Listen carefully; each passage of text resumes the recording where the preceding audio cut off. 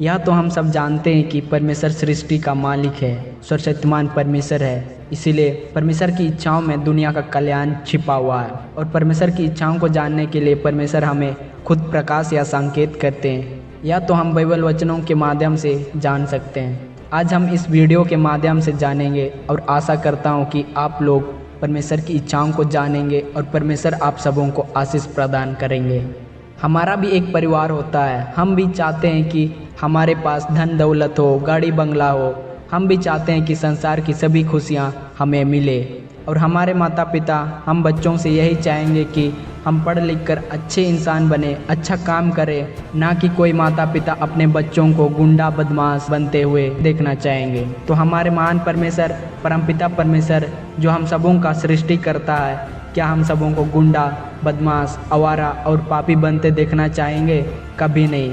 हम सब परिवार में 5-6 लोग रहते हैं या उससे अधिक।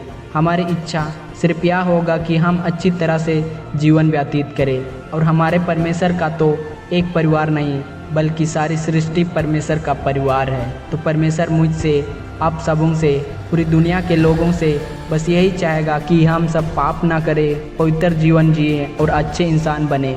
क्योंकि 1 थिस्सलुनीकियों अध्याय 4 का 3 की वचन यह कहता है, क्योंकि परमेश्वर की इच्छा यह है कि तुम पवित्र बनो, अर्थात व्यभिचार से बचे रहो।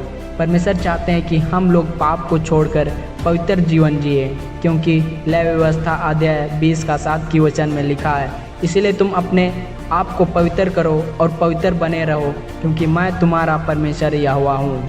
परमेश्वर स्वयं पवित्र है, इसीलिए वह चाहता है कि हम सब पवित्र बनकर अच्छे जीवन जिए और पाप ना करें।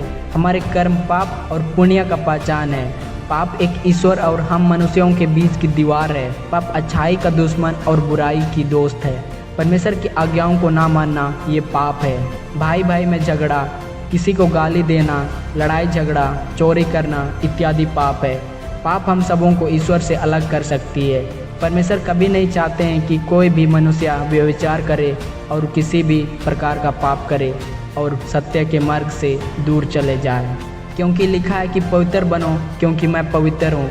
मान लीजिए आपका कोई दोस्त शराब पीकर उल्टी करके आपके साथ बैठना चाहता है, तो क्या आप उसके साथ बैठना पसंद करेंगे? बिल्कुल भी नहीं। आप जिस तरह शराबी दोस्तों को पसंद नहीं करते हैं, उसी तरह परमेश्वर पाप और व्यभिचार करने वालों को पसंद नहीं करते हैं, चाहे वह शारीरिक या मानसिक और आत्मिक व्यभिचार क्यों ना हो, क्योंकि परमेश्वर को व्यभिचार से घिन आती है। इसीलिए हम लोगों को व्यभिचार छोड़कर परमेश्वर की इच्छा के अनुसार जीवन जीना चाहिए।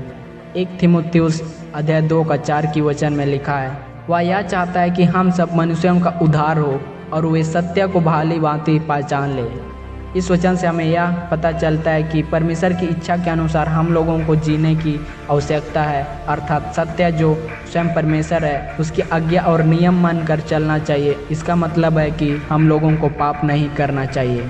परमेश्वर सहनशीलता है, इसीलिए उसने आपको, मुझको और सारी सृष्टि के लोगों को क्षमा करना चाहता है, हमें सुधारने का मौका देना चाहता है। परंतु दुष्ट लोग और भी ज़्यादा दुष्ट बनकर परमेश्वर की इच्छा के अनुसार चलना नहीं चाहते हैं। तो परमेश्वर कब तक मनुष्यों के पापों को सहते रहेंगे? वह सबका पिता है और लोगों को बचाना भी चाहता है, इसीलिए वह सब कुछ सह रहा है। प्रभु में प्रियजनों, पाप बुराई को छोड़कर हम सबों को परमेश्वर की इच्छा के अनुसार जीवन जीना चाहिए, क्योंकि परमेश्वर चाहते हैं कि हम लोग सत्य, न्याय, प्रेम और आपसी भाईचारे के साथ मिलजुल करके जीवन जिए, क्योंकि परमेश्वर हम सबों के जीवन में शांति लाना चाहते हैं। यदि हम सब परमेश्वर की इच्छा अनुसार जीवन जीते हैं और पवित्र परमेश्वर के वचनों के अनुसार चलेंगे, तो हमारे जीवन में निश्चित रूप से आशीष की बारिश होगी। मैं और एक बार कहता हूँ, हम सबों के जीवन में निश्चित रूप से आशीष की बारिश होगी। प्रभु के जीवित वचनों को सुनने के लिए बहुत बहुत धन्यवाद। परमेश्वर आपको समझ और बुद्धि प्रदान करे। आपका दिन शुभ हो। आमीन।